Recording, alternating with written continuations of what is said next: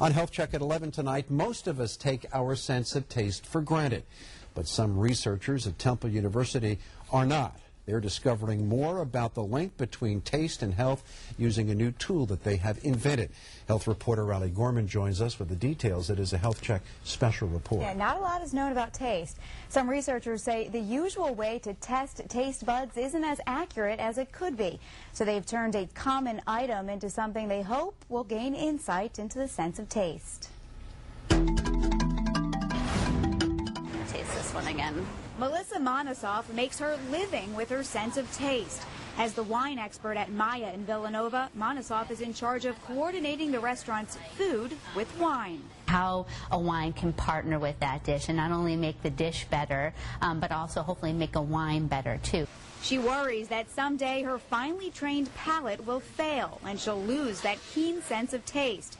It can happen as people age, smoke, take certain medications, or face certain illnesses. But up until now, it's been difficult to test sense of taste. That's why Temple University researcher Dr. Greg Smutzer developed these paper-thin testing squares. He got his inspiration from the popular breath freshener strips. It was sort of a eureka moment, and it's my only one so far.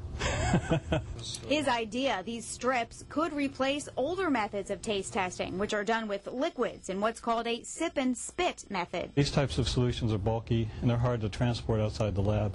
The new strips use the same compound as the breath strips, with a tiny bit of chemical added. As testers place them on their tongue, they'll taste sweet, salty, sour, bitter, or savory. The mixture is poured into Teflon-coated trays, where it cools into a clear, thin film. It's then cut into 1-inch squares. They're cheap, don't need refrigeration, and last up to 6 months. Plus, Dr. Smutzer says the strips are 10 to 100 times more effective than the liquid. He has big plans for the tiny squares. He wants to detail a new map of the human tongue. He says it could help diagnose some medical disorders. There's some evidence, for example, that people that suffer from schizophrenia have altered bitter taste. They could also be used during drug trials to determine whether the medicines interfere with taste. The squares may even help us eat healthier. If we lose our sense of taste, we may not be eating all the nutrients we need or enjoy what's being served.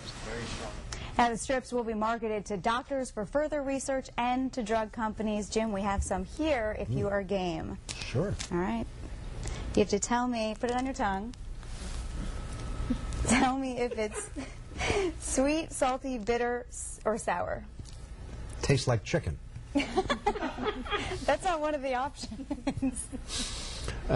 Give me the options again. Sweet, salty, bitter, or sour? Bitter. Bitter. Very good.